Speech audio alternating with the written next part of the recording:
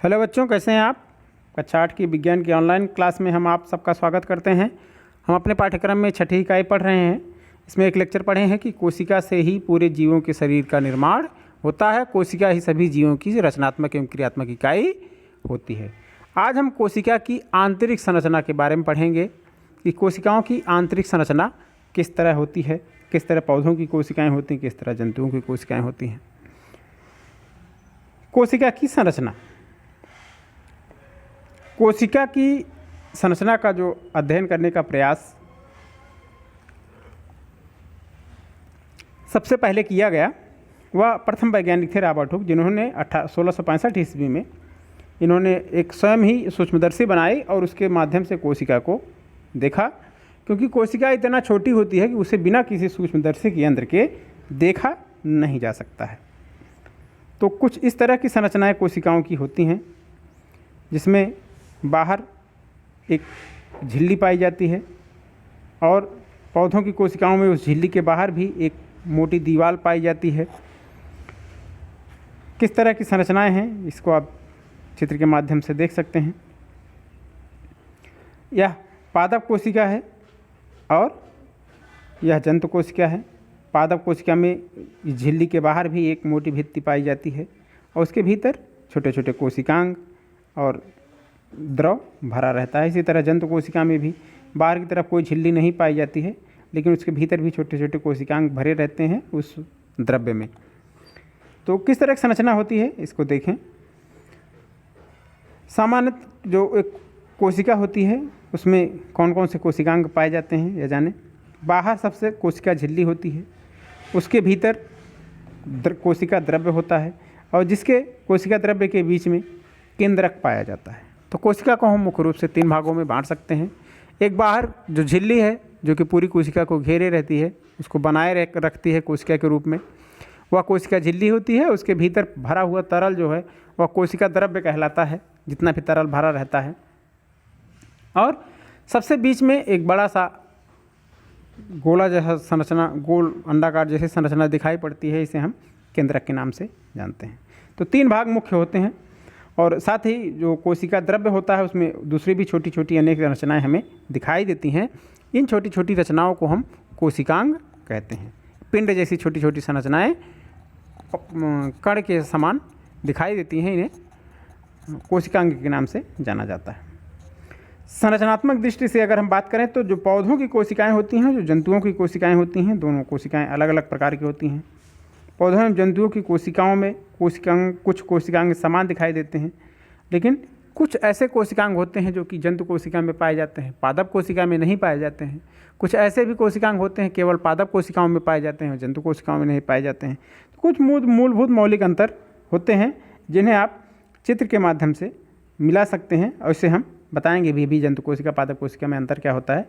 इसको तालिका के माध्यम से समझाया जाएगा, लेकिन चित्र के माध्यम से भी आप अपने हिसाब से इसमें देखें कि कौन से ऐसे संरचनाएं हैं जो कि पादप कोशिका में है, जंतु कोशिका में नहीं, लेकिन जंतु कोशिका में है और पादप कोशिका में नहीं है। तो यह अंतर हमें संरचना में पादप कोशिका और जंतु कोशिका में दिखाई देता है।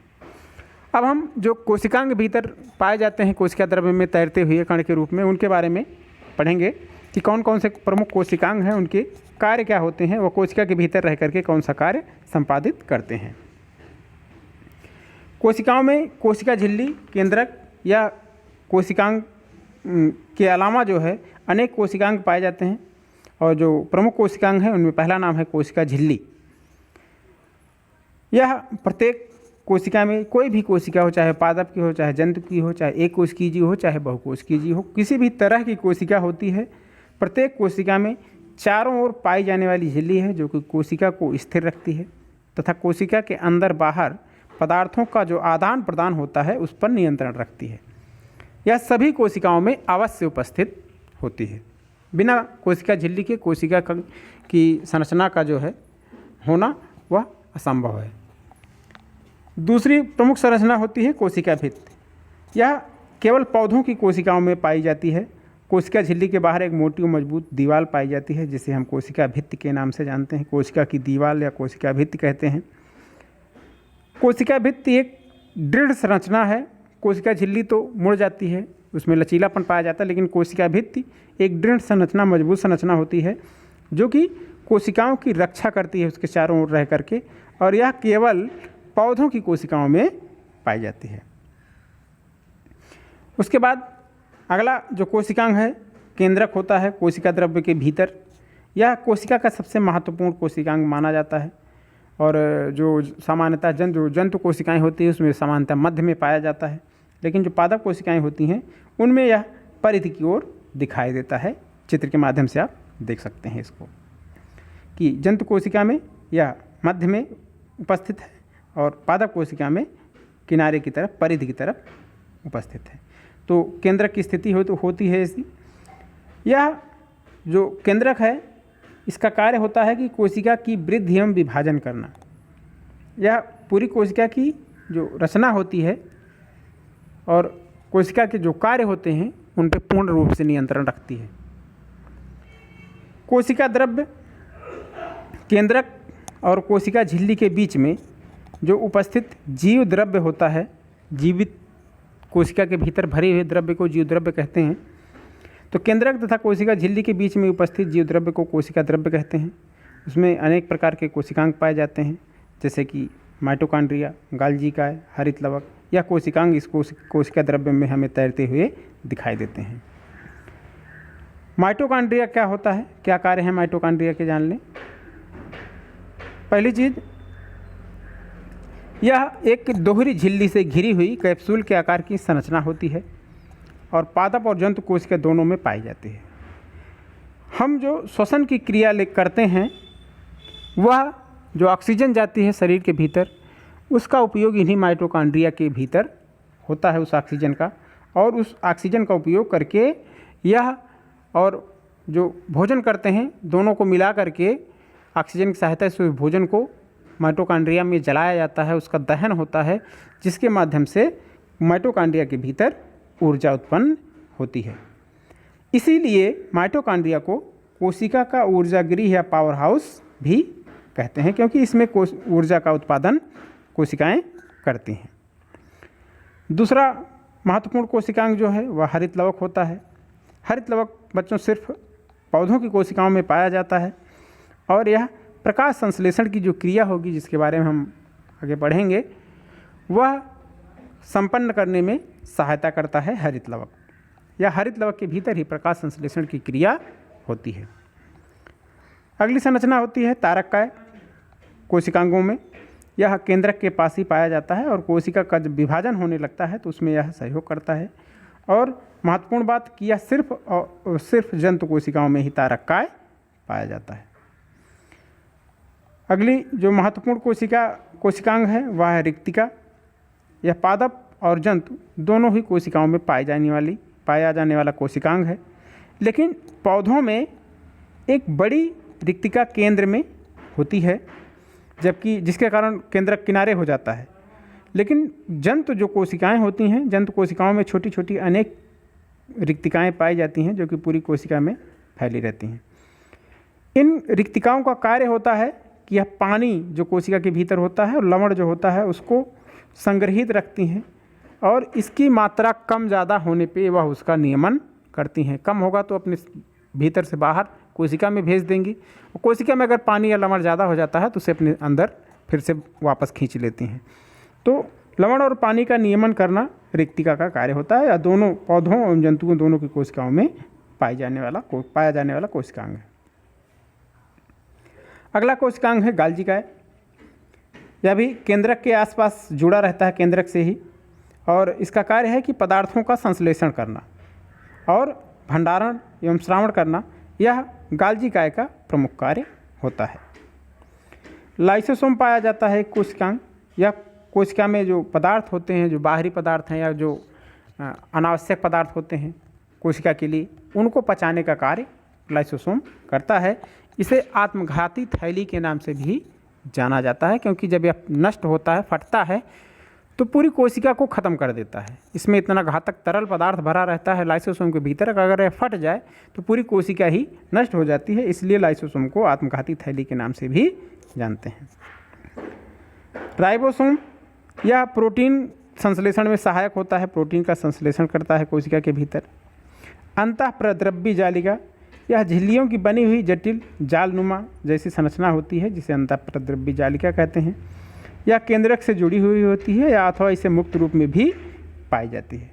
यह केंद्रक झिल्ली व कोशिका द्रव्य के बीच जो है संबंध बनाती है। कोई भी संदेश है केंद्रक के भीतर तो उसको, उस संदेश को, उस पदार्थ को यह पहले अंतःप्रद्रव्य जालिका के माध्यम से कोशिका के बाहर तक पहुंचाता है। और प्रोटीन संश्लेषण में भी अंतःप्रद्रव्य जालिका सहायता करती है। तो यह हमने देखा कि किस तरह जो है कोशिकांग भरे हुए होते हैं और कितने प्रकार के कोशिकाओं के भीतर पाए जाते हैं, जंतु कोशिकाओं में, पादप कोशिकाओं में, और उनके कार्य क्या हैं। अब हमने शुरुआत में ही कहा था कि कुछ अंतर भी पाया जाता है पादप एवं जंतु कोशिकाओं में। वह प्रमुख अंतर क्या होता है यह जानना जरूरी है, महत्वपूर्ण बातें हैं।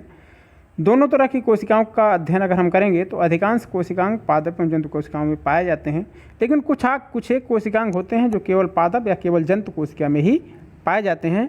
इसी आधार पर हम पादप एवं जंतु कोशिका की पहचान भी कर पाते हैं। तो कौन कौन से कोशिकांग हैं जंतु कोशिका में पाए जाते हैं, पादप कोशिका में नहीं पाए जाते हैं, या पादप कोशिका में है जंतु कोशिका में नहीं है, या अंतर हम जान लें। पहली चीज़, सबसे प्रमुख बात कि पादप कोशिका जो होती है उसके बाहर कोशिका भित्ति पाई जाती है, मोटी दीवार पाई जाती है कोशिका झिल्ली के बाहर, जिसे हम कोशिका भित्ति कहते हैं। जंतु कोशिका में यह कोशिका भित्ति पाई नहीं जाती है। दूसरा कोशिकांग है हरित लवक। हरित लवक हमने अभी बताया कि वह प्रकाश संश्लेषण का कार्य करता है। तो प्रकाश संश्लेषण की क्रिया चूंकि सिर्फ पौधों में होती है, इसलिए यह सिर्फ पौधों की कोशिकाओं में ही हमें दिखाई देते हैं। जंतु कोशिकाओं में हरित लवक दिखाई नहीं देते क्योंकि जंतु प्रकाश संश्लेषण का कार्य नहीं करते हैं। सेंट्रोसोम पादप कोशिकाओं में हमें नहीं दिखाई देता है, लेकिन जंतु कोशिकाओं में केंद्रक के बगल सेंट्रोसोम या तारक काय हमें दिखाई देता है। रिक्तिका के आकार की बात करें तो पादप कोशिका में बहुत बड़े आकार की रिक्तिका पाई जाती है जो कि बीच का पूरा भाग घेरे रहती है, और संख्या में लगभग एक ही रिक्तिका एक कोशिका में, पादप कोशिका में पाई जाती है। और जंतु कोशिकाओं में छोटी छोटी अनेक रिक्तिकाएँ पाई जाती हैं, उनका आकार भी छोटा छोटा होता है। पादप कोशिका में हमने देखा केंद्रक इसी बड़ी रिक्तिका के कारण परिधि की ओर हो सकता है, लेकिन जंतु कोशिकाओं में अधिकांशतः यह रिक्तिकाएँ छोटी छोटी होती हैं या केंद्रक मध्य में ही कोशिका के पाया जाता है। तो यह कुछ प्रमुख अंतर हैं जो कि पादप और जंतु कोशिकाओं में पाए जाते हैं। इसी से हम पादप एवं जंतु कोशिका की पहचान करते हैं। तो यह थी कोशिकाओं की आंतरिक संरचना, और पादप कोशिका और जंतु कोशिका में क्या अंतर होता है इसके बारे में हमने इस क्लास में पढ़ा, और आशा करते हैं कि बेहतर तरीके से समझ में आया होगा, क्योंकि यह महत्वपूर्ण टॉपिक है कोशिका।